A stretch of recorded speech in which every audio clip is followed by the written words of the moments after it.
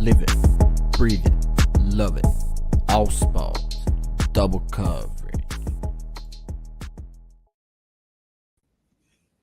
What is going on, ladies and gentlemen? Welcome to Double Coverage. Hope you're still living, loving, and breathing sport. I'm Dom with the Great Man Sauce, and as you can see, it is a great day, Sauce, to be alive. If you're an NBA fan, especially a Miami Heat fan. I said, Doma, just calm down. I understand. It did take you 7 games in the end, but you got the job done.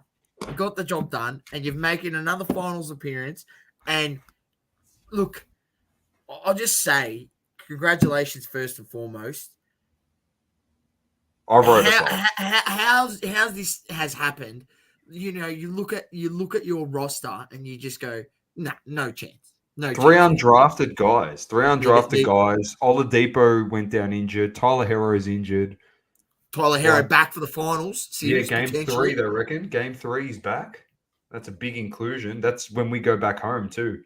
So, obviously, first 2 games are in Denver. And then first game at home, we should get Tyler Herro back. Interesting. We're going to start there, and then we'll just work our way down as we usually do. And whoever jumps in the chat, obviously, come say hello, give us your thoughts. But that's where we're starting with the NBA. And, like, we clinched this, and I didn't expect it. Like, we finished as the 8th seed after losing to Atlanta. Get in, beat the Bucks as the 1 seed, beat the 5th seed in the Knicks, and now we beat the 2nd seed in the Celtics. And if we beat Denver, we beat the 1st seed in the West. So there's a case to be made that it could potentially, if the Heat do win the title, go down as one of the greatest finals victories and one of the greatest postseasons in the history of the game. That is a fair call, Doma. That is beat the 1, 2, the 5 in the East, and beat the 1 in the West. Yeah. And then, like, I think like people need to remember that. Like, it's not like we beat nobody; we beat everybody so far. You beat some of the best teams. Oh wow! It's just phenomenal. Yeah. Amazing game today. Like, obviously, you know, the elephant in the room is, you know, Tatum was visibly hurt and got hurt early in the piece. But Boston made their run and guys tried to step up. But you just, once you realize that you could just abuse Jason Tatum and put him in every pick and roll, and, you know, he was just a liability on defense, unfortunately. But, you know, you got the job done. And it's going to firm to be an interesting series. And I'll tell you what, Dom, I'm fearing for one man on your team, one man immensely, and that's Mr. Bam Adebayo. Jokic could actually have a field day. He might average 25, 10 and 10 comfortably. Well, he's averaging, you know his stats. He's averaging something in the postseason like 34, 13, and 10. That's his stats. I'm pretty sure. You can look at that up. He's definitely averaging 30 plus. He's averaging a triple-double in the postseason, not in the series, in the postseason. This is one of the greatest postseason runs by any individual player you've ever seen. Like, I don't think people need to. Can they comprehend that what Jokic is doing in this postseason is unbelievable? Well, we spoke about his versatility. Basketball. We spoke about his versatility as a big man the other night, and whether you agree or not, Jokic can definitely go down as one of the best, or if not the best, like, big man when it comes to creativity and versatility that's ever played the game. Like, this is a guy that's won MVPs. He didn't have anyone on his roster till Jamal Murray. Jamal Murray came back 3/4 of the way through the season, and they were the number 1 seed. Like, I don't think people understand. Like, he got Murray back, and it was like, oh, now it's not like he got him back and went, oh, now we have to push to get the number 1 seed in the West. They were the best team in the comp. Like, he's just that good. It's unbelievable. It's going to be a tough series. It is. I'm so pumped. I'm just pumped for the fact that we got there. All right, because as you know, every week that's gone by, I didn't think we'd beat Boston. Even when we're 3-0 up, I kept saying the series isn't over, and they got back to a tied series. It went to Game 7, and then obviously the luck we had in Game 6 with the Derek White layup. Don't lie, Dom. You were going, we're done. You were going, we're done. No, that's what I'm saying. I said that. That's what I'm saying. That's what I said. That's what I said. Like, I did the whole time. I said, we're done. We won't win it. And I keep saying we'll get swept or gentleman sweep in the next series. And if we end up winning the title, people will be like, oh, you had no belief. But I'll turn around and say, well, we're champs. So it doesn't really bother me.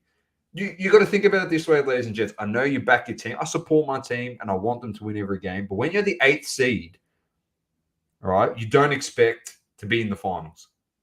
This would be the ultimate underdog story, and would be, as you said, one of the greatest postseason runs of all time.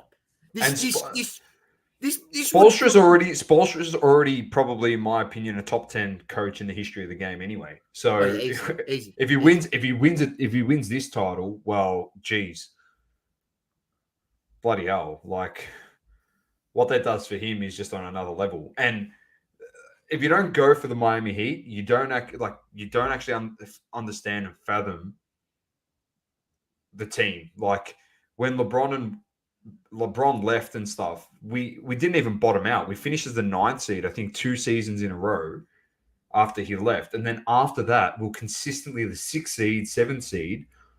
And then obviously get all the way into the bubble. What did we finish? Finish 5th seed in the bubble. And we've consistently been making playoffs post LeBron. And the team hasn't been as strong some years, but he's made things work. And it's just his style of basketball is just unbelievable. So credit to him. I know we got guys like Jimmy Butler who stood up, and undrafted guy like Caleb Martin who put on a clinic. You know, like, he was the guy. And as you said to me, Source, before we jumped on, arguably could have been the MVP of the Eastern Conference Finals. Could have. Yep. You got 4 of the 9 votes. He was massive today. So, he was huge. He just dominated. So that's the story. Yes, I'll say hello to everyone. Adam, welcome. He said, hope you get over the nugs. I would like that too. It'd be nice. Dan says, where's the prime? I don't know. Fuck prime. Yeah, there you go. How you going, Maddie? Special mention to Tatum. Got injured today. Yep. Hero expected to return. Yes, game 3. Maddie says, would the Joker beat Shaq with his outside passing game? He'd give Shaq a bath if it came to, like, Shaq having to defend him on the perimeter. Like, with his passing. He'd destroy him. He would. Like, yeah. Adam says, Miami lost the play-in. Yes, they did. That's what I mean. They lost the play-in, became the 8th seed, had to play the 1 seed, beat the 1 seed, had to play the 5th seed, beat the 5th seed, and then they had to play the 2nd seed, beat the 2nd seed. And now they've got to play the 1 seed in the West. If they win that, then like it's stuff like this, or guys like Jimmy Butler, you know what I mean? Because he's had a good postseason. Yeah, he struggled in this series, but he's had a great postseason overall. Bro, he wins this title, he goes down as an all-time great. Straight up. Yeah, he does. With the run. All-time great. I'm not saying top 10 player of all time. Relax, ladies and gents, who'll listen to this. But an all-time great. People just remember, you'll talk about, you'll say 2023, Miami Heat won the title, and the first thing you'll say is, oh, I saw the greatest run. This is Jimmy Butler's Nowitzki run. This is his Nowitzki right here. This is his opportunity. You know what I mean? He's already been there once. He's going to get there that second time. Can he get the job done? I'm telling you what, he's going to have to average 38 and 5. I'm telling you, for you guys. He can't be passive like he was in those, you know. He's got to be aggressive the whole time. He's got to be aggressive to shoot. He made a great adjustment today, and the commentators were saying it was, you know, he wasn't going with he was going in there a lot of the time, sometimes going with the pump fake. He was just going up and getting into a rhythm in his shot. I feel like he needs to add that to his game and change that up and understand the moment. I feel like he could still be even more aggressive. But Bam Adebayo's got to step up. You're like, you need him. You can't, he's already up against it because he's got to guard Jokic, but you can't, he's got to contribute. He can't be like he was today. I mean, he was getting Derek White. They were switching Derek White on Bam Adebayo and he wasn't making him pay, which is just, you can't allow that to happen. As you say, Sauce, it should be barbecue chicken when that happens. Barbecue chicken. It should be And barbecue it wasn't. chicken. It was settling for Joel Embiid jump shots on Derek White. Like, you can't be doing that. You can't be doing that. Sorry. Like, he did struggle, but it is what it is. Hopefully his defense is there. And hopefully his defense that he plays on Giannis as the Giannis stopper, it can hopefully be the Joker stopper and help the Heat. But prediction, Sauce, in all honesty, I know it's my side. I want him to win, but I think potentially 5-1. I think Denver is just that good. I'm going Denver 4-3. You reckon it's going to go to 7? I'm saying it's going to 7. I actually think Miami can win some games off Denver. Don't look. If it goes to 7, it's a fucking coaching masterclass. All I'm saying, you've got Eric Spoelstra, very good team. Your deep. It's not like your defense is bad. Your defense is one of the best defenses in the league. Defense is good, yeah. Right. So you play good defense. So that's going to keep you in games. You've got guys who can make plays. You've got shooters. At the end of the day, it's the finals. This is the most pressure that a lot of these guys, will the Michael Porter Juniors be able to step up? Will the Aaron Gordons be able to step up? Jamal Murray and Jokic, I expect them to get theirs. Like, I expect they're great players. But are the others, the role players? Because there's 5 guys on the team. 7, 8 guys in the rotation. But you need guys to stand up. You need guys to have those impact games where, guys break out and score 20 points or 25 points in a game that might be on the road, that might be in a game at home where Jamal Murray's struggling, his shot's not falling. So you need another guy to come up and score you 25, maybe 30 points that night. Are they going to be able to have those guys do it? I think, there's going to be times where they struggle. And that's where I think, it's going to be a tussle back and forth. And I could see it going 7. I'm just going to say 7 because I want to see a 7-game series. I'd love to see 7. That'd be great. I'll have a heart attack if it I think 7, it really anyway. I'll give you guys comfortably. I think you'll actually win 2 games. Yeah, so I'll take it. I'll take it, Sauce. I'm nervous, but super excited for it at the same time. Because when you're they won't make the same mistake as the Lakers. In those times where they get close in those fourth quarter, they're not going to settle for fucking jump shots. They're going to go to the ring. Jimmy Buckets, he's going to go to the ring. That's what he does. You know what I mean? And that's what you have to do. You have to put pressure. Because let's be honest, as good as Jokic is, defensively and as a shot blocker, he's not that good. And you can get him in foul trouble, exactly. You have to attack him. You have to get him in foul trouble. So he has to sit. And unfortunately, maybe that's going to allow you to get into some games. So, look, plus there's also the old theory that, the NBA wants a bit of more money. So especially when Scott Foster or a few of these referees are reffing a few games, you might get a couple of favorable calls and a few extra free throws in a couple of games because they want these to go to at least 6 games for money purposes and, obviously a lot more revenue. So let's be honest, I think it will go to 6 at least. Well, it'd be nice. Like I said, nervous, super excited, and I didn't expect that my team would be in this situation. Let's be honest. I didn't expect it. So if we win at Sauce, it's just party time. It's just party time. You can say you're a champion for a whole season. So, yeah. Anyway, we'll wait and see what happens. That begins on Friday. Massive. Game 1 here, Sauce. Game 1, Friday. So I think it's Friday morning. I think it's 10:30. I think, or 11 o'clock. I'll be watching it, mate. Don't you worry about that. So, how soon do you reckon we are going to be letting Missoula go? Well, do we want to get into this quickly before we move on? Sauce, did you want to just bring up some stats on Jason Tatum and Jaylen Brown and their turnovers again this year? Yeah, they're not being very good. So the problem is them. Even through this playoff run, they've turned over the ball quite a bit. You can blame bloody Jaylen Brown had 8 turnovers today. You can blame the coach as much as you want, but it's not the coach's fault.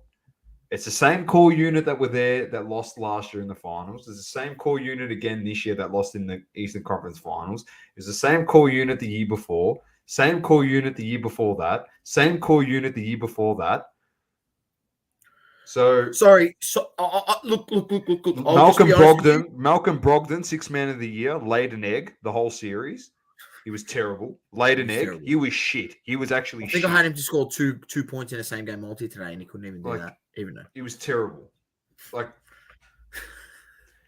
I know Jason Tatum went down. He was hurt, and I get all that stuff. Yeah, I get all that stuff. Completely understand it.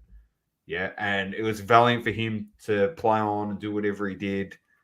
That's good. Like, I get that. But I tell you what, if there's two guys in the league that get a massive pass, it is the two stars in Boston. They always get a pass.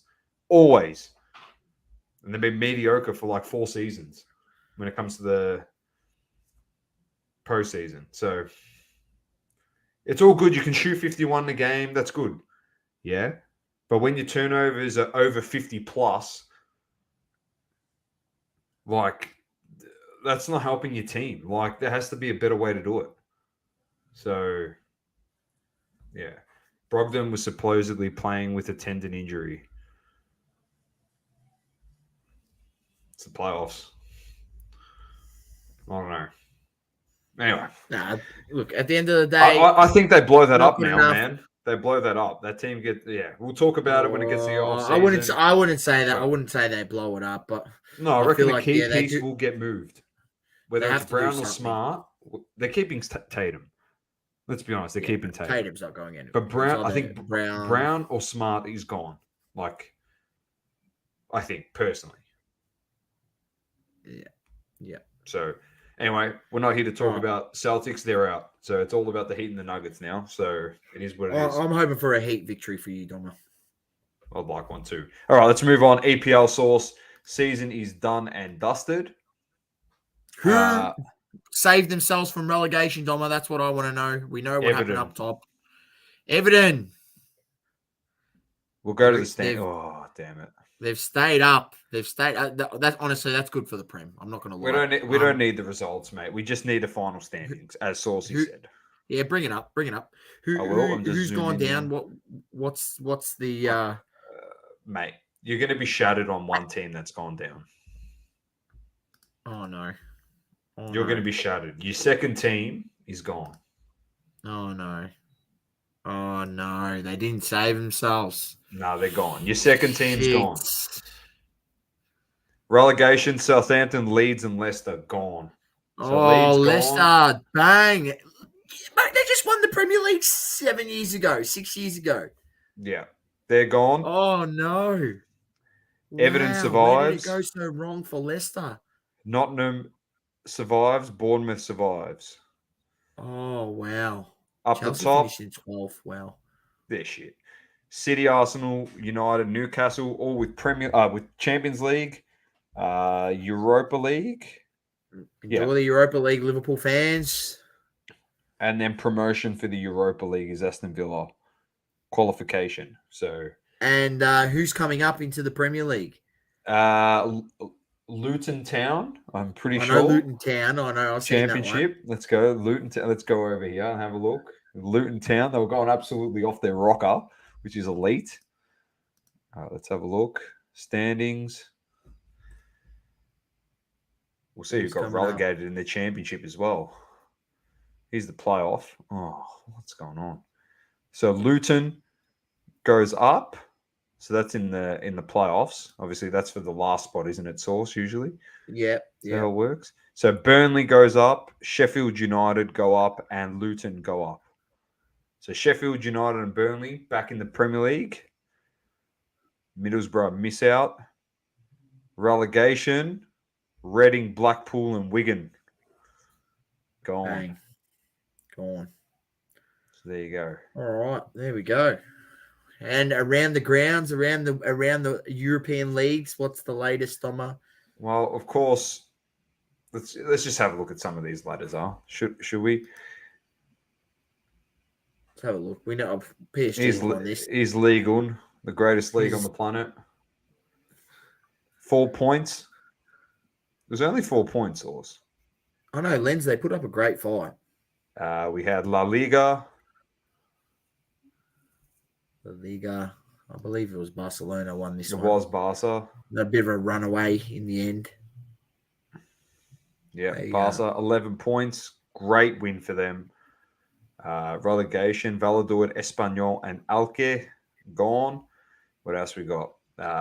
Serie A. We'll get to the big one at the end. Oh, no. Which was absolutely shattering. Shattered. I was shattered. Serie A champions, as we know, they've been champions for about a month. Napoli win it by 16 points. Then we've got Lazio, Inter, and AC all making Champions League. I think there's one more game remaining. There is, I'm sure.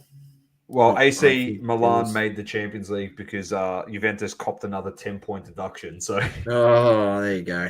So we'll take that. That's elite. Verona, Cremonese, and Sampdoria relegated. Oh, no.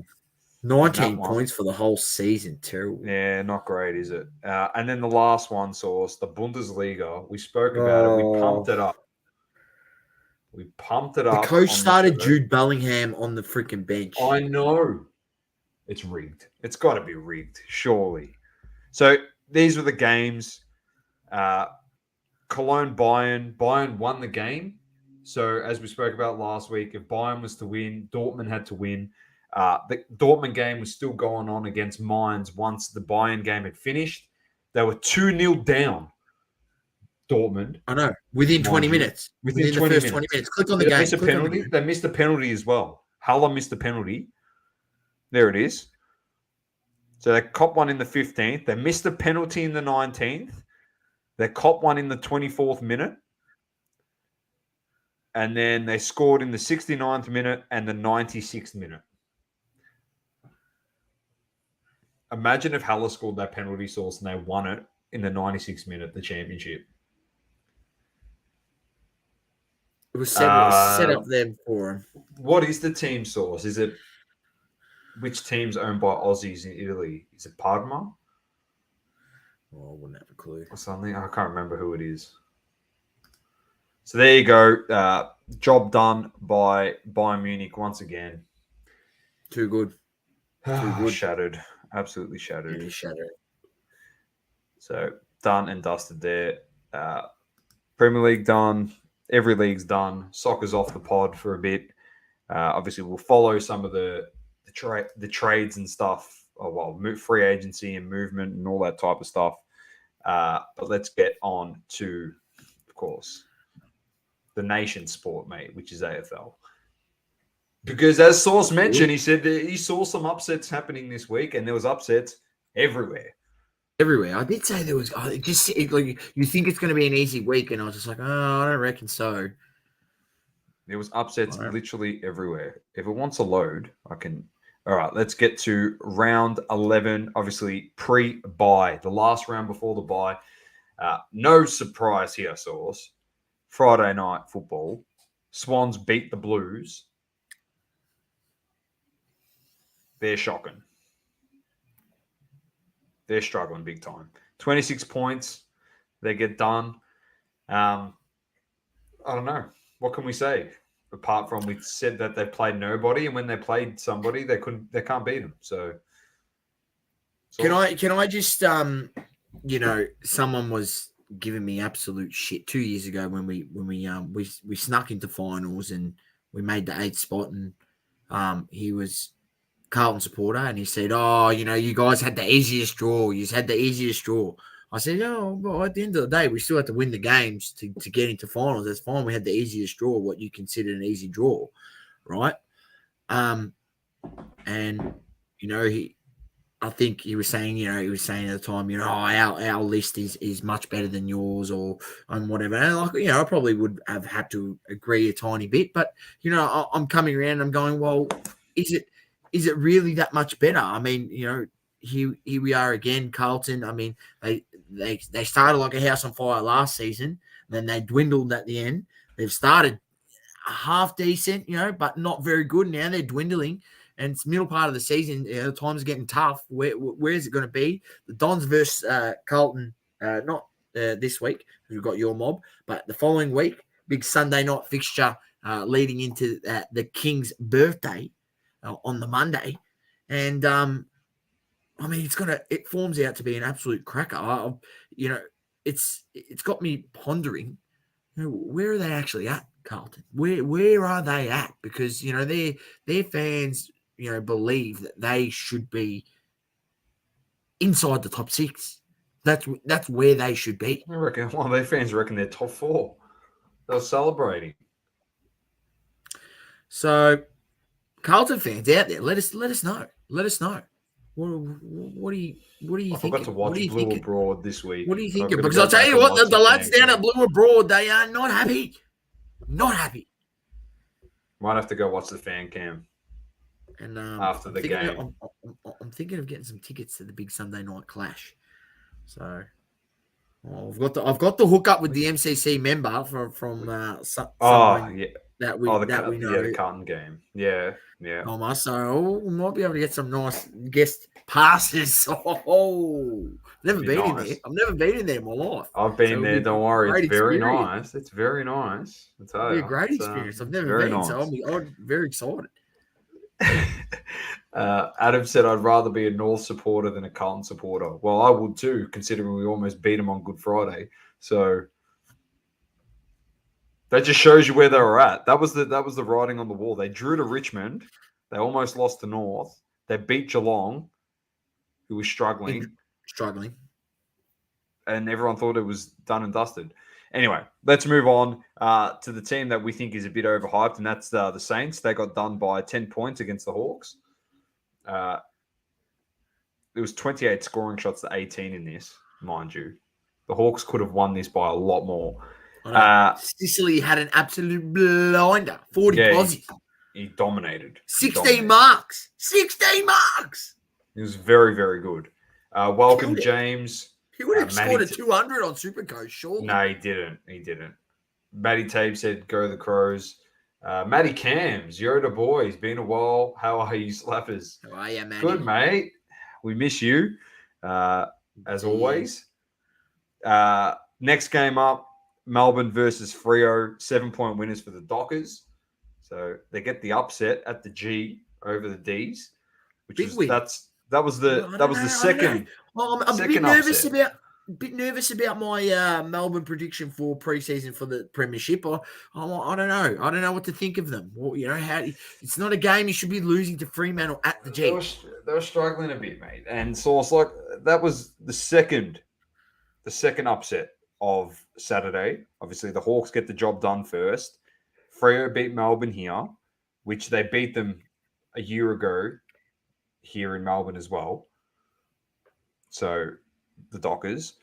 The next one was another upset, and that was the Giants defeating the Cats at GMHBA, which you said was a big possibility. I said they could definitely win this game, but I'm only picking Geelong because it's in Geelong. That was literally the words that came out of my mouth. I mean, they just got the job done. It's 7 points in the end. It was a close game. It was a very, very close game. But great win for GWS. And you know what? Where are they here? The Giants. They're sitting in 14th posse. But I will just say this. The Giants are the team that if you are having a bit of an off game or if you're in a bit of a bad run of form, you do not want to come up against them. I understand that, as Essendon supporter, we beat them at Marvel. We played them earlier in the season. But I feel like they're putting a bit of form together, and I wouldn't be surprised that they might make a little run there. I mean, they've won 4, lost 7. If they win it, they could pinch a few more games of the teams around them. And they are only 2 games out of the 8. So I wouldn't say that it's without the realms of possibility that they could potentially make the 8. I wouldn't be surprised if they can, win, put performances like that, win games 100%. Like that. They can definitely beat some of the other teams that are just around them in the ladder for sure. I agree.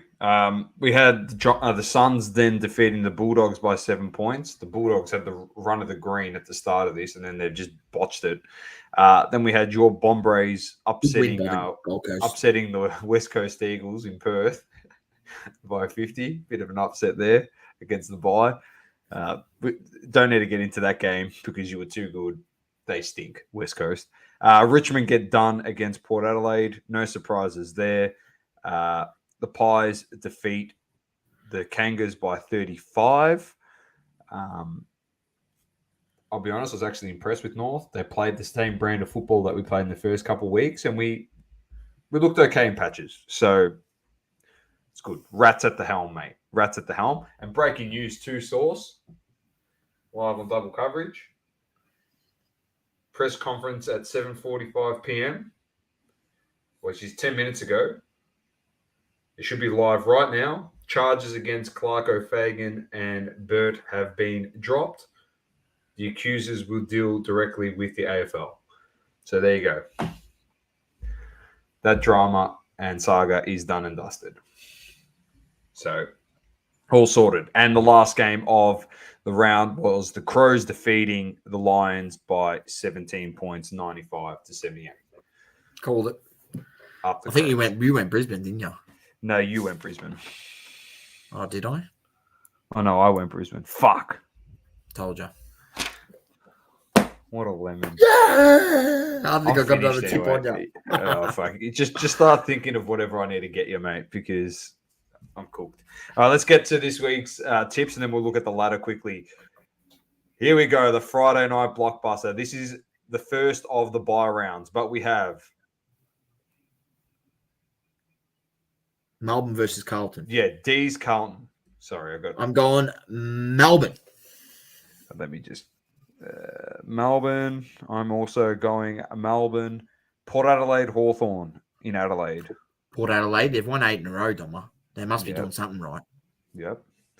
Eagles, Collingwood. Pies. Dogs, Cats, Marvel. Ooh, this is a tough tip, this one. Dogs. I'll bounce back. Geelong will still a lot of injuries, man. Yeah, I'll go Dog. Suns, Crows. Oh, this is the tip here. This is the tip. I'm gonna go. Oh, I don't know. I'm gonna go Adelaide. Don't know why. I know it's up there, but I'm just gonna go Adelaide. I'm giving you one here. I'm giving you one. And I'm going Crows. He's going Crows too. Yeah. GWS, Richmond. I'm going to go GWS, but I feel like Richmond could win this game. This is and Essendon North at Marvel.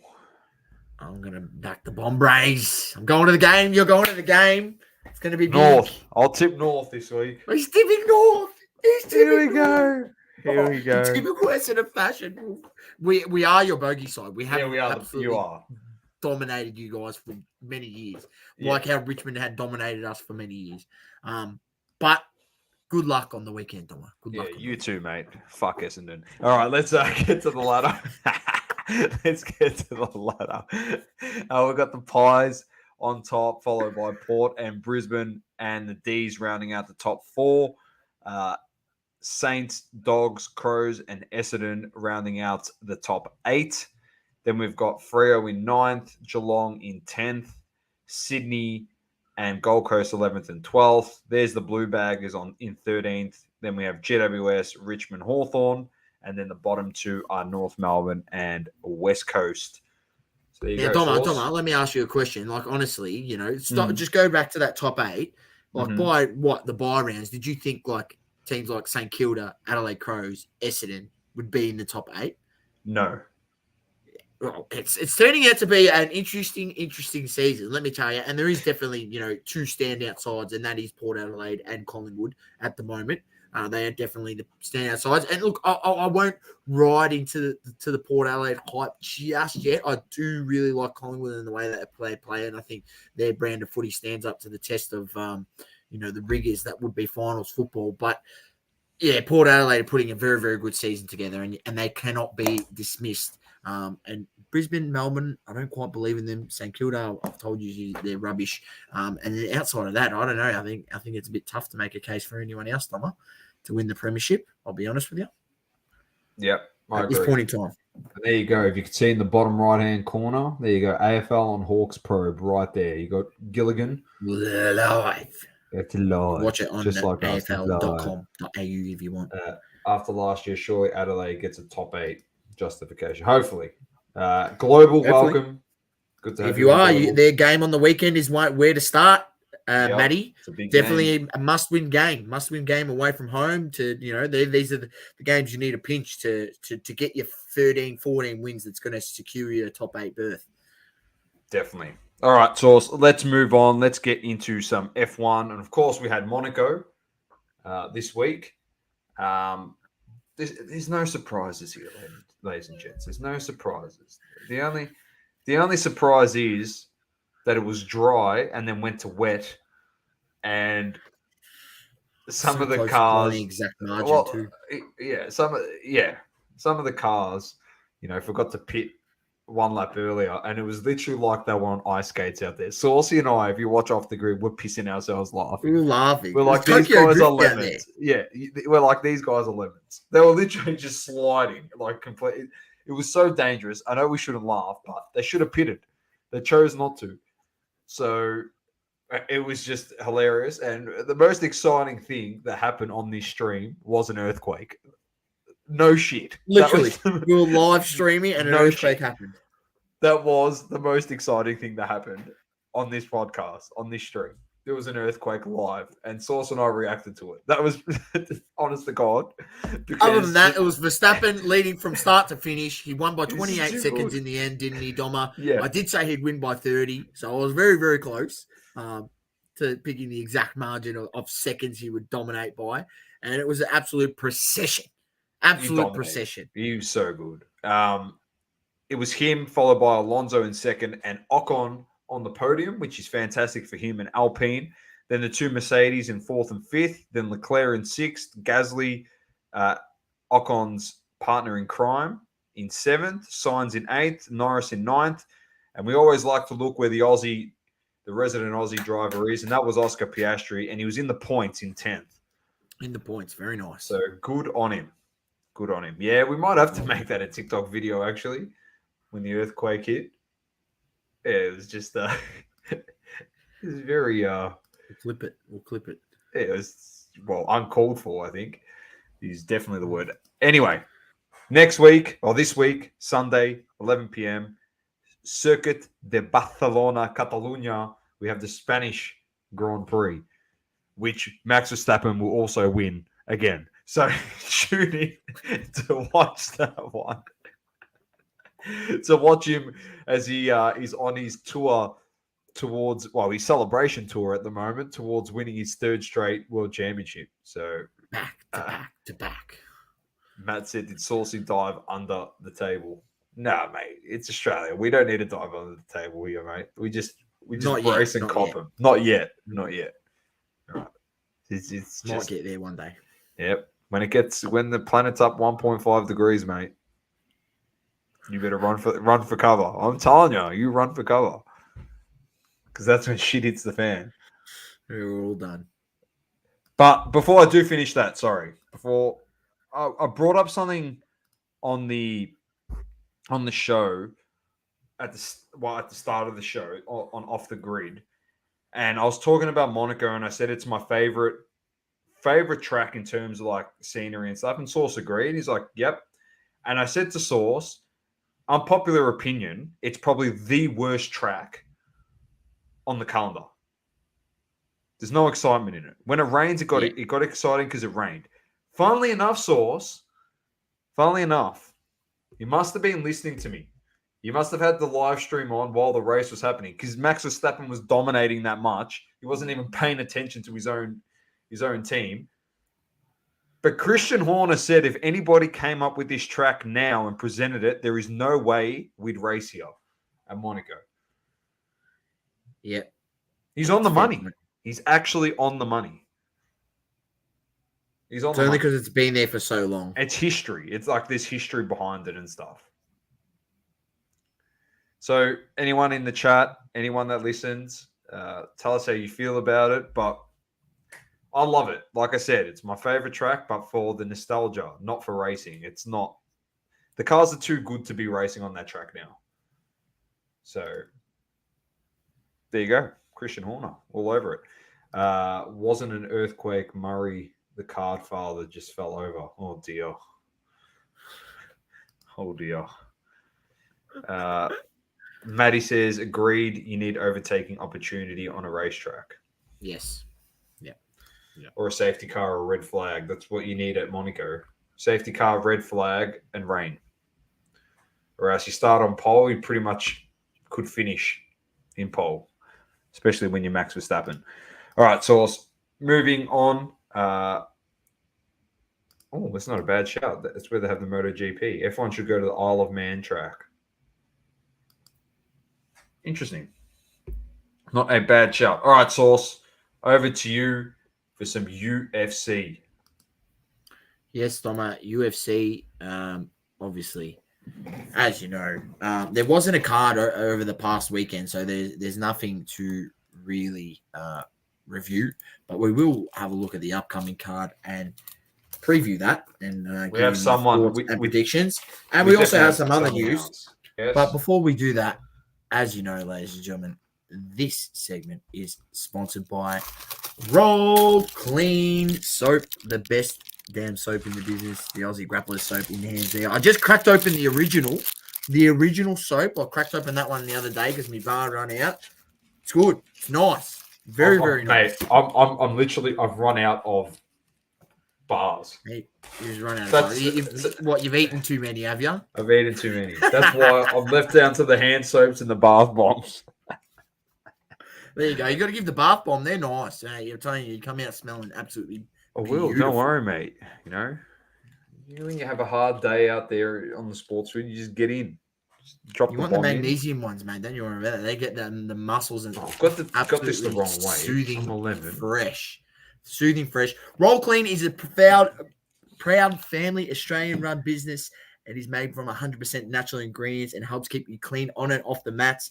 Don't be the smelly guy at the gym. Walk in with confidence with Roll Clean soap and destroy the competition.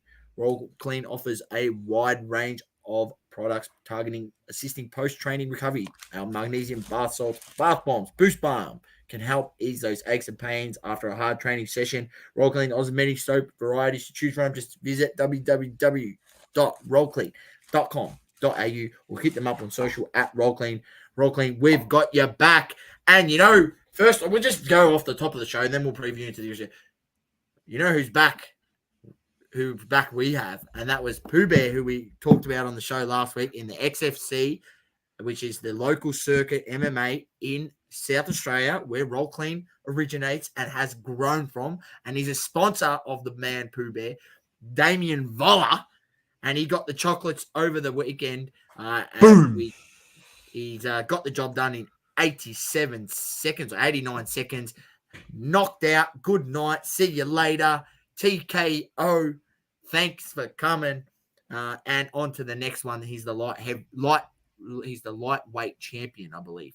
Lightweight champion. So, bang. Congrats, big Damien Voller, Pooh Bear. Obviously, friend of the show and obviously friend of ours from Roll Clean. We've got your back. And I tell you what. Look, Damien, you probably don't need us to have your back, but we'll gladly take your. You can have our back. You can have our back, mate. Tony Bellew will call you out again. We'll take you now. We'll beat the living shit out of you. Well, we won't, but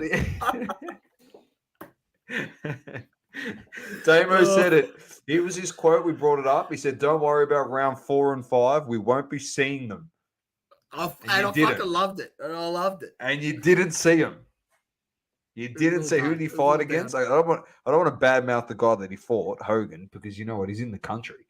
So you just got to be careful. No, props Hogan. Obviously, you know, anyone that gets into the ring of any sport, any combat sport, fucking 100%. balls, man. A lot of balls. 100%. And a lot I could never do it, man. I could never do it. Serious goal on any person that does. You guys are, so, serious competitors, man. Yeah. All right. You guys are serious competitors. Adam says the Roll Clean had him so smooth.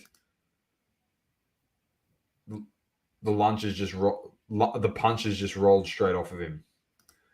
Mate, you should all be on the roll clean.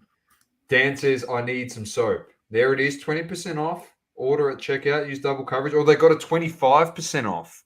No, I think they've got 25% at the moment, ladies and gentlemen. So go on that. And Dan, you've got a beard. Here you go, Dan. You've got a beard. Look, there's some beard oil as well. Don't worry. Made with natural ingredients, essential oils, right, none of that. After whatever everyone. It says on the back of the bottle: pronatheum, closamine, whatever, hoxine, F51365 agent, adding agent, whatever the hell that they put on the ones in the supermarket. Oh, none of that rubbish, mate. None of that rubbish. Jay. I Hello, hope Jay. everyone is having a great week. Welcome. You've come at the perfect time. It's like perfect time. You know when Hobby Talk is coming. We've got some good things to talk about. We'll get there in a second. But let's quickly preview the card. We have UFC Fight Night, Cara Francis against Amir Albazi, who looks like an absolute fighter, who's 16-1 against coming up against Cara Francis in the flyweight division. It's going to be a massive, massive card. That's this weekend. Kicks off from 11 a.m. The co-main event is Alex Caceres against Daniel Pineda. Then any other notable ones on the bout, I believe Jamie Malaki is fighting, but his fighter has pulled out, which was Gurem Kudzaladze, who's pulled out from the fight, and I believe he's getting a replacement fighter. So I don't know exactly who that is, but that was the word that I read today. So there is an Aussie on the card. So make sure you check it out. It kicks off from 11 a.m. Australian Eastern Standard Time. Prelim card kicks off from 8 a.m. Check your local guides for any times that may be relevant to you. And that is MMA and UFC done for another week, Thomas. And on that note, over to Hobby Talk, brought to you by Platinum Standard Grading.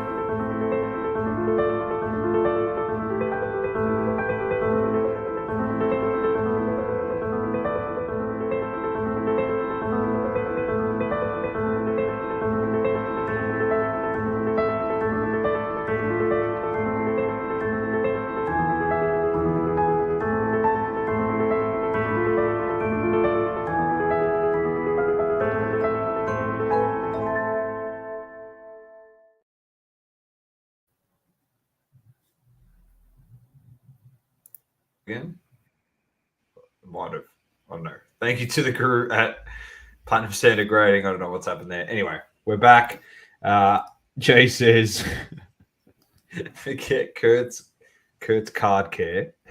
Use roll clean oil on your cards. There you go. Well, they can't detect it down there at PSA and the grading company, so it wouldn't matter, mate. Even that you know, they keep telling us that they can. They can't tell shit. Anyway, before we get into the two things, and Saucy's got a list of things he wants to talk about, all right? We have to give props to someone, all right? There's always someone we give props to on this show, all right? And he's a good friend of this show, and he was down here in Melbourne, all right? First and foremost, his two new signings. Yeah, we're talking about Mr. Tyson Beck, obviously Alex Pereira. There you go. You can see him sign the cards. You might be able to get a sneak peek. If we can see him there. Obviously, you can't get the best look. You can see the back of this card. There you go. So everyone's pretty happy about that one. And then we had this bad boy here. Tyson Beck, Tyson Fury. Absolutely huge. Two Tysons team up. Double Absolutely huge. Some big names in here. Giving him the love. There he is, Big Tyson. Ooh, I'm G'd up, Doma, because I got the exclusive early access with the Collectors Club. This is why you got to be in the Collectors Club, ladies and gentlemen. So, sorry to rub Dan it says, in there. Dan says the Fury is going to be a banger. Yeah. I agree. And I'll be getting one. I'll be making sure I set multiple reminders and everything for the drop date. Making sure that night before, set a reminder. So I set multiple alarms in that morning, and I will be making sure I get one. Ooh, and also, funnily enough, he was in town, and as we know, Tyson's always been so good to us. Always so good to us. And every time he's here, it's in a fly in, fly out, and we never see him. And we only see him at hobby hangouts. And we got to the point here at Double Coverage where we cracked the shits with each other. Unfortunately, Saucy had a wedding, so there's a reason why. But I said, I had a dinner, and I said, the dinner, that's good. I'll get there. But I'm fitting this in. I was able to get down to where Tyson was staying, catch up with him over some bevies and have a chat. I was with a couple mates, which was good just to sit there and have a chat to him, talk some cards, but also just talk about life and get to know him away from the hobby as well. He's an awesome guy, and thank you again for giving up some time, obviously, while you've been away to catch up with myself. As we know, he's a ripper. So he's looking forward to hopefully another hobby hangout getting announced sometime soon. Plans. He's always got plans. As per usual, I ask him and he gives me nothing. So, peanuts. Yeah. So, yeah. He always gives us a little hint. He Actually, funny enough, 24 hours before he announced the Tyson Fury, or maybe not 24 hours, but sort of once I realized, put the two pieces together, that Tyson Fury was in Melbourne and Tyson was in Melbourne, and I seen it on the grams, I was like, I realized, and I had to message him. And I said, "You're signing Tyson Fury," and he gave me a little wink emoji. He still didn't say nothing, just gave me a little wink emoji. Well, a little, I think it was a little eyes, or the wide eyes. But I picked it. I got it before he actually announced it. So I was still happy that I put the puzzle pieces together. One thing I will say was, mate, Tyson Fury was literally in my hood at a boxing gym that is like 5 minutes from my house. And I didn't even know. I wish I knew, because I would have gone down there and tried to get a photo with him. But yeah, anyway, it's pretty cool. He's doing amazing things, Tyson, and we'll get him on the show very shortly. You did word me up on that you had a chat about that, which will be very good. So look forward to that, ladies and gentlemen. He definitely wants to come on, and we will definitely sort that out for him. But I forgot to mention that, Tyson, but we actually have a plan around the next time we have him on the show. But we've got to try and work out how we're going to do that. So, Tyson, I know you listen to this. We will chat about it. Dan says he's missed out on an order every single time. You've got to be quick. Saucy was very, very quick on the Mike Tyson. He nailed it. You got very lucky. Didn't you say you thought that it didn't process that card? Yeah, I thought they had sold out, but the autos loaded after the base card, so I thought I'd missed out. So I cracked the shit and just bought like 2 base cards, and then once I bought the base cards, I went back to the homepage. The autos had loaded. Then I was like, oh shit, and I bought an auto as well. So I was able to secure 3 cards, which was pretty good. I even think like, if you can't afford the auto, get the base card. Like it's not like he puts the base card to 1,000 print. I think like the last one was only to 55, and there was only 3 coins. So out of all the base cards, there's only 170 in the whole print. Out of 3 designs. So 165. Jay said he'll send a signed photo if you like. We'll see. You'll send a signed photo. Yeah, you definitely want one of the Messiah, mate. Wow, mate, I've fumbled my words there.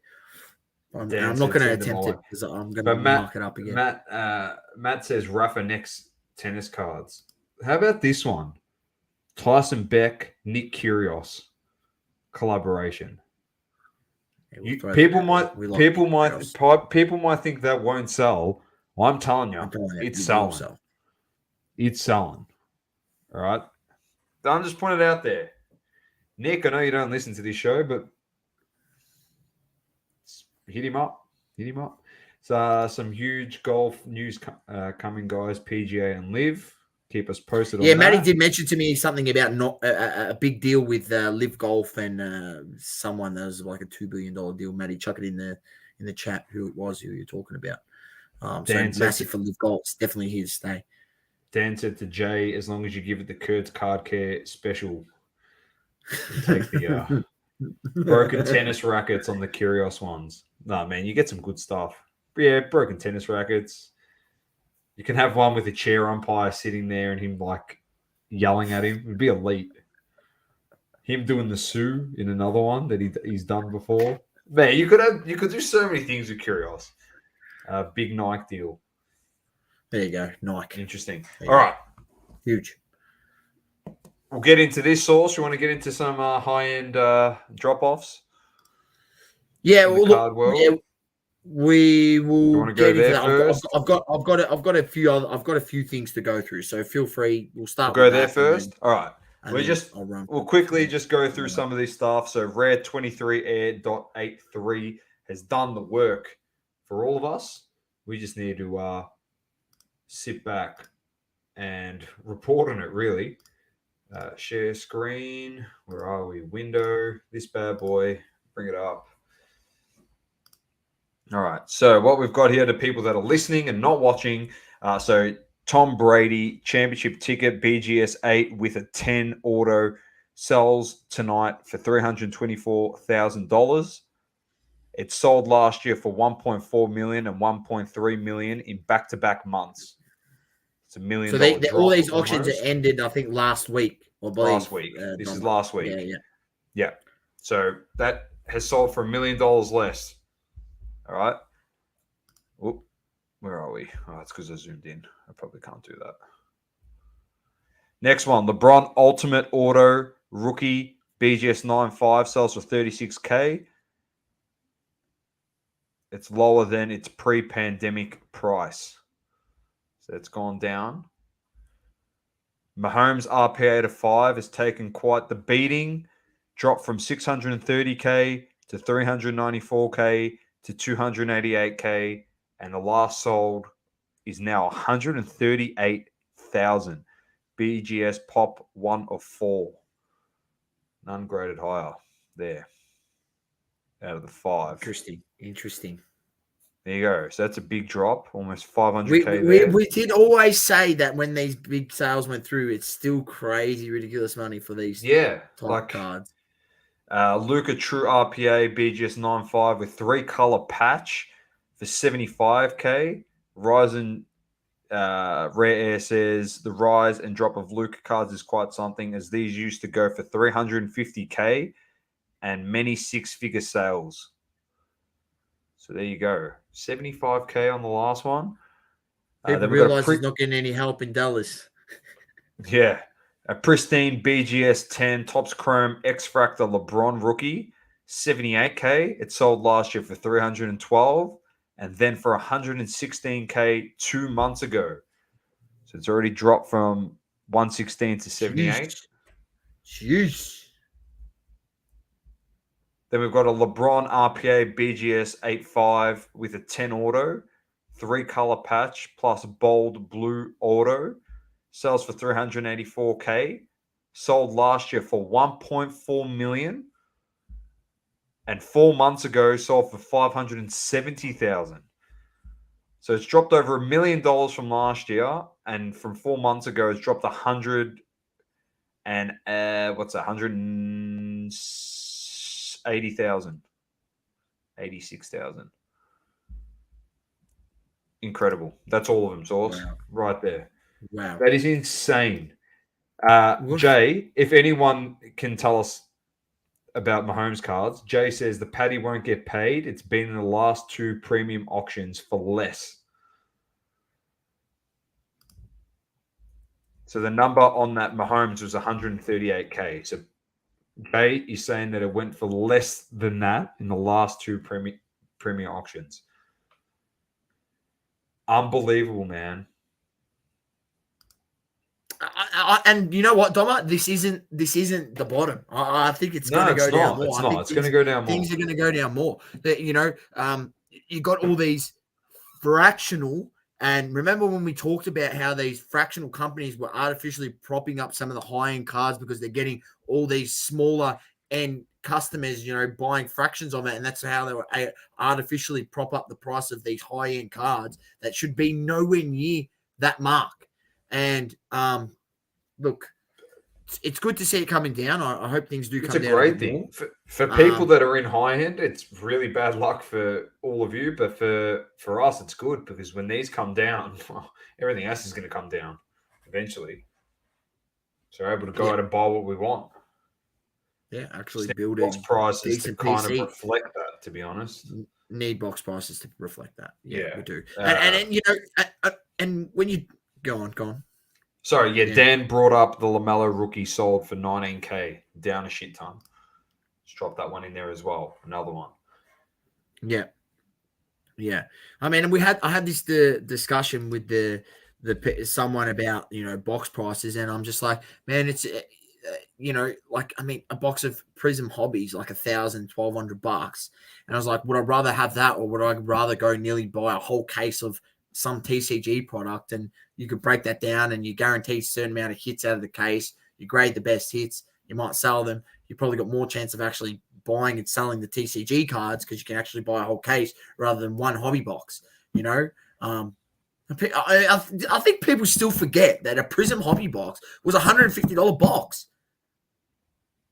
It's still 10x what it used to be. Now I understand, like, we're not $210. We're not going to get down to back to 150 or 210, but man, it should be like $400, man. Like $400 is like where it should be at. Well, I'll put it this way: if WWE Prism is 400 AUD, Prism Hobby should be 400 AUD, and WWE Prism Hobby should be 150 AUD. It's all stickers. It's not even on card. It's all mass printed, horrendous quality control. What gives it a $1,200 price tag? What? Nothing. Yeah. Rubbish. Like, it's just ridiculous. So look, I hope that there is a point that does happen. I'm not sure if it does. But Doma, without further ado, we'll move into a few things off the top of the show. I'm just going to share something up. I just want to make people aware of this, and I did share it. You may have seen me share it to my story. This event is happening. Do not go, ladies and gentlemen. I'm just first and foremost, do not go. Josh Giddey events coming to Adelaide, Sydney, Melbourne. Do not go. I'm not Josh Giddey doesn't need your money. Like, he doesn't care. But don't go. The event is put on by the same people that ran the Shack event. They were formerly known as the Hour Group. They're now known as 24 Caliber. They are absolutely terrible at organizing events. And they literally just care about the clout that comes with hanging around with these people, making videos for whatever it may be, their YouTube or whatever. They don't care about you as the consumer who's got paying their heart. And I mean, I think their top package was like nearly $600 or something like that. Comes with an autographed basketball or whatever it may be. And then just be mindful, ladies. I know it's exciting to be able to go see Josh Giddey, but I don't want anyone to fork out $500 and not get what you paid for, which is happened to a lot of people with the Shack event, and also a lot of people with the Hasbulla event who it was absolutely horrendously run much the same. So who was run by the same crew. So stay away from that event for sure. It is going to be a waste. All right, now Doma, we will move on. We will talk about that one last. Hang on, we'll bring that up a sec. Interesting video here from Ziggy No. Anyone who doesn't know Ziggy, he's another YouTube content creator. This one talks about he's disagreeing with one of Jeff Wilson Sports Card Le Mans videos about them going back and forth about him speaking with Michael Rubin and what Fanatics can bring. I feel like it's good to have different viewpoints, and Ziggy makes a very interesting point. Like, Michael Rubin's gone on and talk about the, he wants to get rid of redemptions, but here he is he's had his first occasion to actually follow through with that, which was with the Wembayama autographs in the new Topps Bowman first product. And what's in there? Redemptions. So it's funny because he talks about wanting to get rid of redemptions, but here he is putting a redemption in the Topps product, which they now own, Fanatics. So you think if he wants to get rid of this, that's one thing he could actually fix.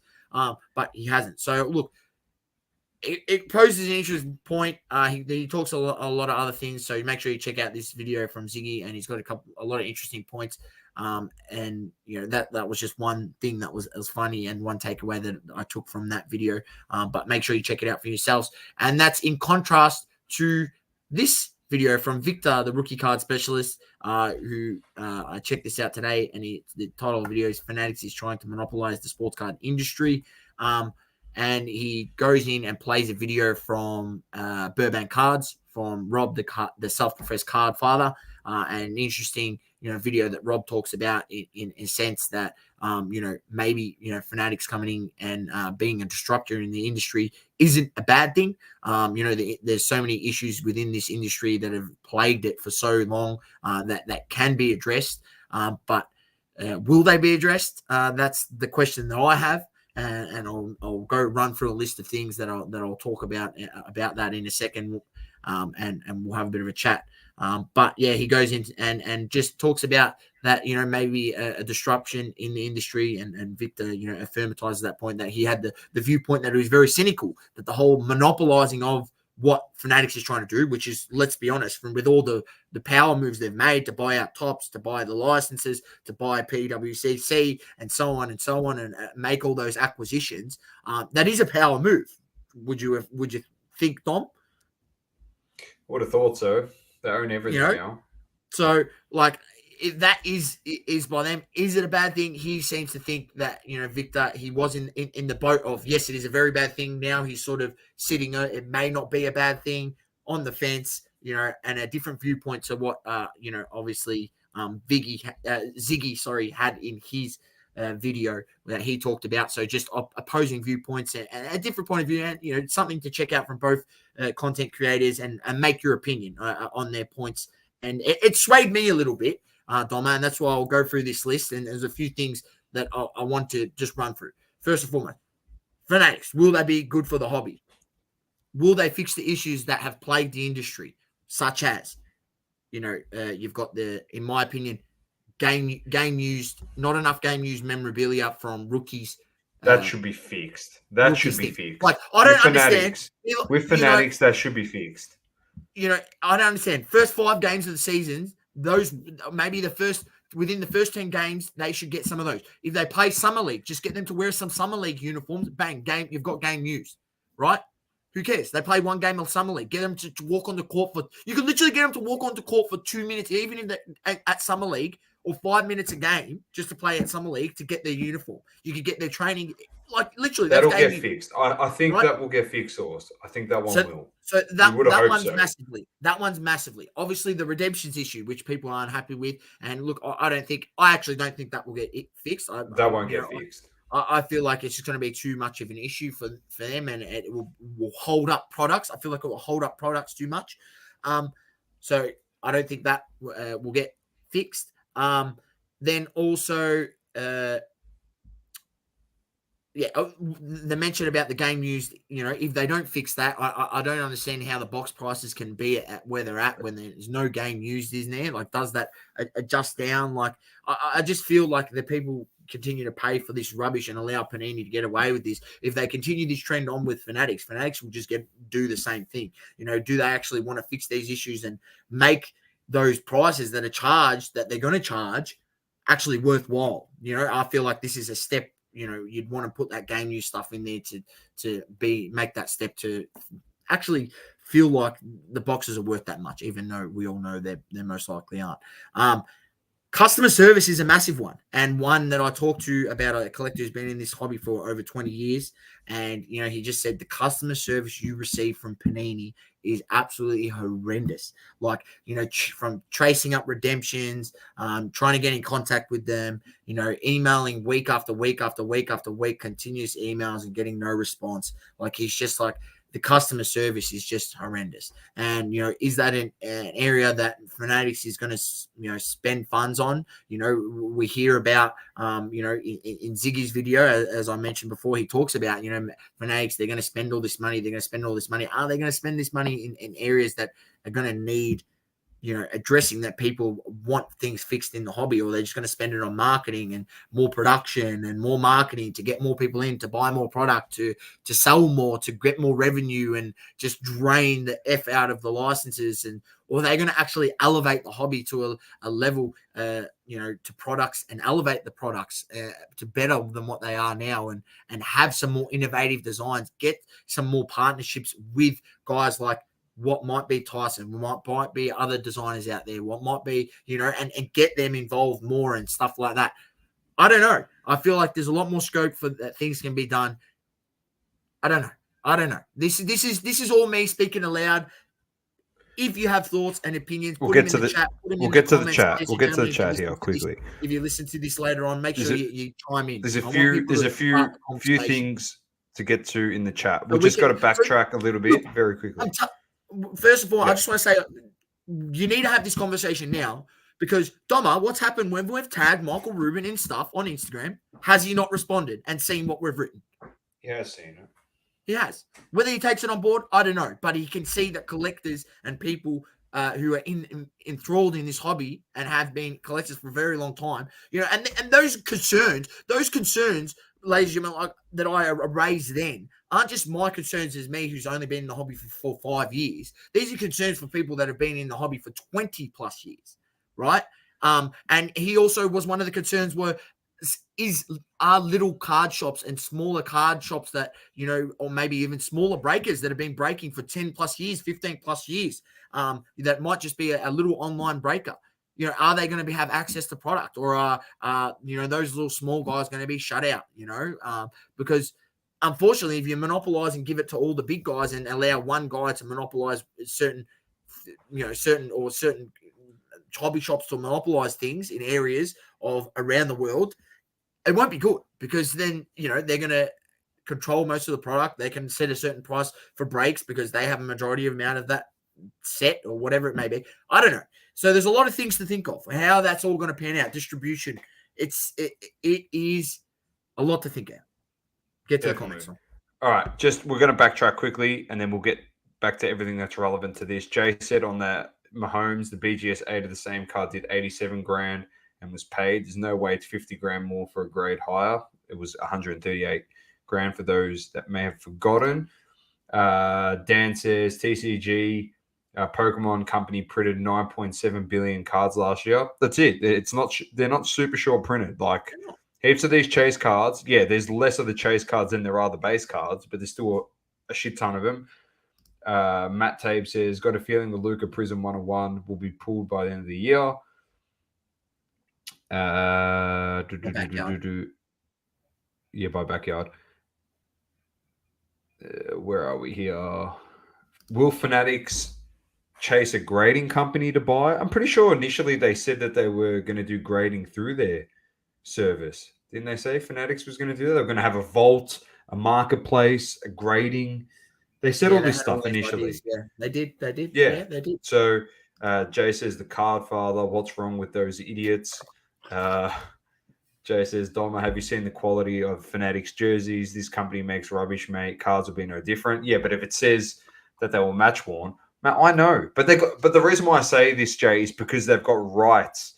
Like they've got rights with all the tops and stuff, and they do all that memorabilia stuff. So what I'm saying is it should be easier to get match worn stuff.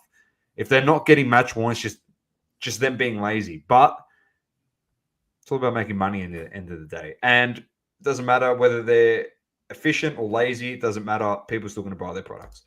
Dan says, redemptions being fixed is a pipe dream. All well and good saying, but it's easier said than done. Players are asshole, will drag their feet. That's right. Unless they're paying big coin, they are not signing. Matt Tabe says, Emily's on stress leave now at the moment at Panini with the customer service with all the redemption stuff. Jay says, you were right. First time marketing, products, dollars, collectors, poorhouse. I feel it's going down that way. That's my biggest fear. I just can see it. I don't know. James says, how about not selling the redemptions through the back door, Panini? We will get to that in a second. Let's be real. They're a business and 70% the house, 30% the consumer. In my personal opinion, Matt, based on like how much a flawless box goes for and how much value you get in a flawless box. The way that they're going about like sticker autos now over on-card autos just for a small amount of products, over spotlight material in cards, over actually match-worn stuff and game-worn stuff. Like all of that, in my opinion, it's about 85-90% the house and 15 to 10% the consumer, in my opinion. That's how much you are all getting rewarded. Like everything. That's how much you're getting rewarded. I think BGS or SGC will be owned by Fanatics within the year. Yep, don't disagree. New Aussie grading company just came out. What are they called? Black Label? I don't know. Give us a name. Maddie, speaking of getting backdoored, that fool Wilson bought a Desmond Ritter for 20 grand. Oh, I've seen that. That's because he is a fool. I know, Maddie, you sent me the grading company, but it expired the story before I could even see it. So let us know. What's the name of him?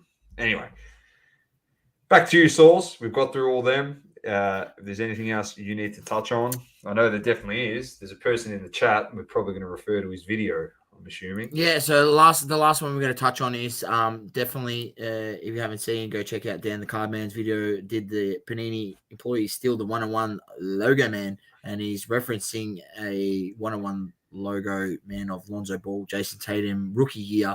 It's a 1-of-1. Later to be found out that someone had notified his mate that, hey, man, didn't you have a redemption for this 1-of-1 logo man? It actually just sold on eBay for $37,000. You may want to see what's going on. And he's had the redemption out since 2017. And check it out. Dan explains a little bit of it. There's a lot to be, explained here from Panini. Like, what the hell's going on? The guy whose redemption it was had it, lodged since 2017, and the card has been signed and has now been sold online. And that guy's said he's gone out and he's bought it at a card show, and now they're trying to backtrack on their story. It's a bit funny, when you hear about these and like, well, obviously the card's stolen. There's for that card to still be in the, and it's funny because you go into your Panini account and it shows you the redemptions you got outstanding. So it would show there in his Panini account. He's got that redemption there. So clearly it's been stolen. Like something's happened. It's been backdoored. Right? And it just makes you wonder, Dom, when those boxes go out in immaculate and flawless and NT and anything, any product, encased, whatever the fuck it is, do they have all the cards in the checklist in there? Do they? Source? I'm not surprised. You know why I'm not surprised? Because a month and a half ago, or 2 months, or a month, I can't remember the timestamp on when it happened.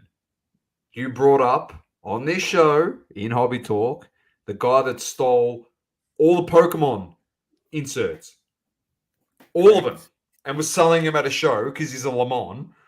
Like, there's no chance you got the greatest pull rate in the history of fucking Pokemon card collecting. So you're telling me if an employee can do that at that company, that it's never happened at Panini? Come on, man. When there's money to be made, you get shady people and they do shady stuff. And I tell you what, that person, like some of those cards, if they take them and sell them, is more than what some of these people would probably earn annually in their job at Panini. So it doesn't surprise me that people would, like, desperate times, desperate measures, people do stupid shit and they get caught out. Like, what? It's called Ben ICG. I've got to bring this up. Some of the no. For me, I'm not giving them free promo. Some of those high-end products are hand-packed too. Not many others talk to that point. Yeah, well, funnily enough, we spoke about this, Dan, as well. I agree. We agree with you. We spoke about the fact that when you had your hobby news and was it the Post-it note came out or the card? You know, when they were ripping it and they had the blank card and it had like 1-of-1, like insert here or whatever it was, and it wasn't actually in the They product. forgot to We take out actually the pack letter. spoke about that, and then we referred it back to Backyard Breaks getting those big hits, and we said that Panini would have a spreadsheet. Like we consider we. The problem is we take them as if to be a dumb organization that all they care about is money. You know what I mean? That's what the hobby takes Panini for. But they would have spreadsheets and they would have serial numbers on boxes as to where the big 101 hits and the big hits of the product are going. Like, straight up. They know. Like, they're not stupid. Too much money for it not to be plausible for them to funnel cards to people. Jay says, hand-packed, hand-delivered. Matt says, I did school holiday work apricot cutting. I might have taken a few home. Panini is as dodgy as a car boot sale in Doveton at the moment. Yeah, the placeholder card. Yep, that's exactly right. Like, that was the hint. And then everyone just goes, oh, there was just the stuff up on the manufacturing and come on, man. Just keep giving them a pass and it'll continue to be 90% house, 10% consumer. Jay said, damn, my buddy owns Team Coach. He gives sets to mates. Of course, Panini and others give stuff to whomever they please. Wish I worked at Panini. I'd ask for a triple logo man of someone. Udonis Haslam. Yeah. He's won 3 titles. Yeah. Yeah, Dan says, send me a 101 Panini, please. I want a Michael Muscala 101. Ask nice enough and you shall receive. Yeah. Well, there you go. Interesting stuff. Anything else on their source on your agenda? You got anything else? Nah, that's everything. Do us a favor. Grab. You got 2 Team Coach packets there. Just rip 2 packets, mate. Come on. All right. All right. In honor of Jay's friend at Team Coach. Honor of Jay's friend at Team Coach. Let's rip 2. Actually, I've got hints I can show as well for Team Coach. Oh yeah, you opened some packs, did you? Yeah, just cleaned up. All right, I got a. There you go, best and first. You got that one, Donna? Oh yeah, Jai. No, don't. There you go. Simpkin. All right, there you go. We'll add that to your pile. I've got a bunch of Essendon cards as well to give you. Gold packs on the way, says Matty T. Oh, I got an Archie Perkins. Like it. And then I got a Scanlens. Unfortunately, it's not the. It's the round edges, Donna. It's the round edges. It's the round edges, and I got a Jack McRae Craft. That's it, mate. That's it. There you go. Dan says 11 might be making their way to my channel for an interview shortly. Oh no. Who have you got coming on? Oh no. Oh dear. So because you got packets there, you'll be able to give the pack chances.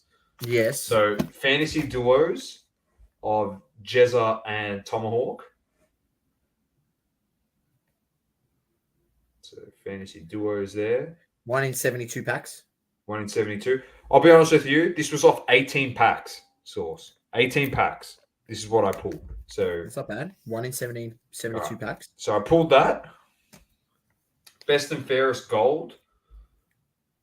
Chad Warner, Callum Mills, James 1 in Rowbottom. 72 packs. 1 in 72 packs.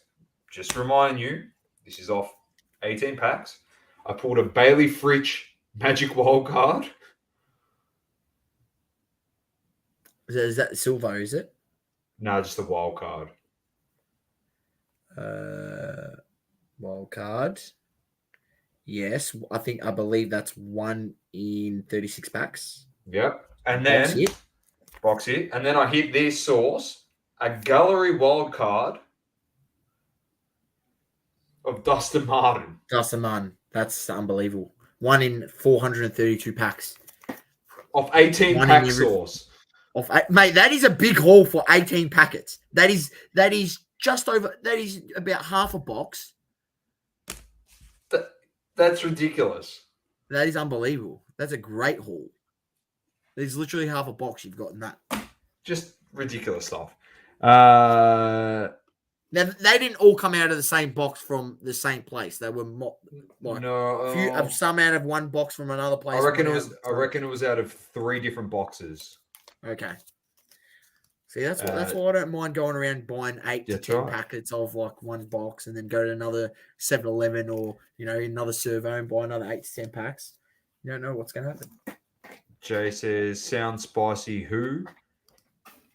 Got a few Essendon North cards for us. Says Adam, you're a legend. Matt Tape says, "What channel, Jay? Link, please."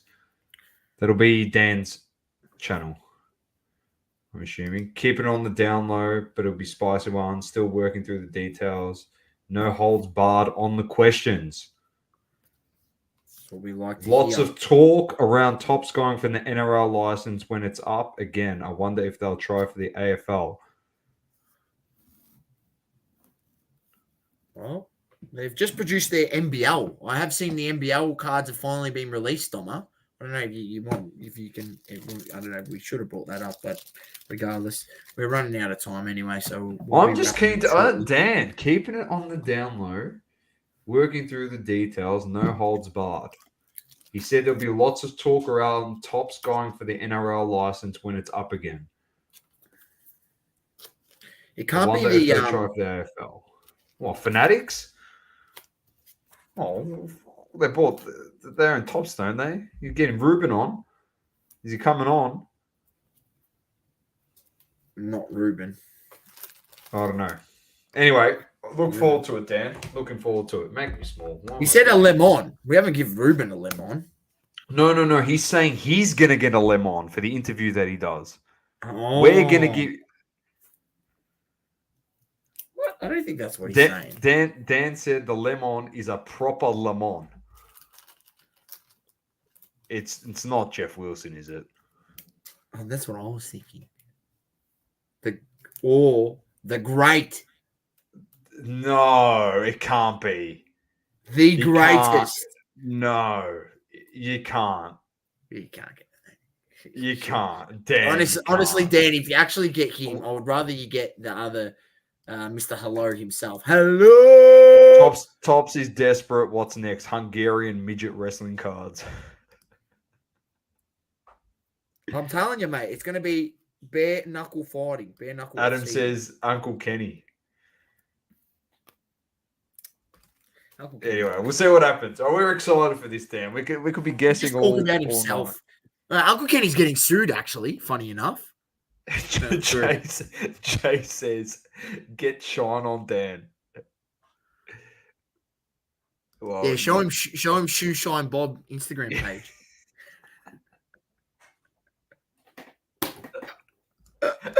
You know I'm going to look it up on my thing here before we go. I don't know if there's been any new additions. I don't know. Shoe Shine Bob Mustafa. Whoever came up with that is hilarious, man. There is. This one was. I don't think this one was on here last time. Hang on. Come on. Was this one on here? Hang on, show me.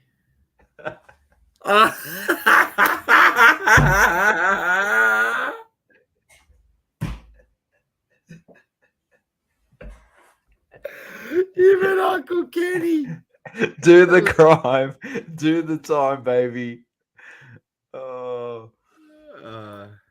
Appreciate the tag. What's up, guys? Ben ICG, new grading company. Well, we're going to check you out. We always check out everyone. Imperial card grading, I think it is. Okay, there we go. I think that jacket looks Le Mans, says Matt. Have a look how shiny it is. It looks like gold dust. It looks like fucking gold dust. He definitely likes the dust, mate. Don't you worry about that. Yeah. What are you into, Matty? I'm into import-export. Oh, what a lemon. Shoe Shine Bob. There you go. 6 followers. Mustafa. The gun. Greatest account of all time. Man. Oh, that's us, I lads. still can't believe the story, how I found that. Come on, mate. Come on. Through Instagram. Oh. His wrestling name would be Snowflake, says Dan the Card. Scroll down further. White line fever going on with Shoeshine Bob. I'm peeing my pants, says Jay. Gold Dust. What did Gold Dust used to do? Go.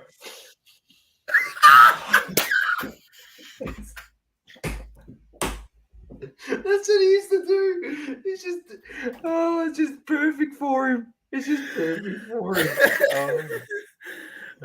Great. Unbelievable. All right, I'm done. This is how you know we're getting right towards the end of the pod. When This is how you know. This is how you know we're heading towards Rumble. This is how you know. Catch us on Rumble. Make sure you subscribe. Do the crime, do the time, baby. That's exactly right. Do the crime, do the time. With Uncle Kenny. And on that note, thanks everyone for tuning in. It's always a blast when you're in the chat. You guys are legends. Thank you for the support. Keep living, loving, and breathing sport. I'm Dom with the Great Man Sauce. It's double coverage. Peace. Thank you for tuning in. Please don't forget to leave a review on the Apple Podcasting app. Also, follow us on socials, Instagram, Facebook, Twitter, and TikTok. Talking all sports, double coverage.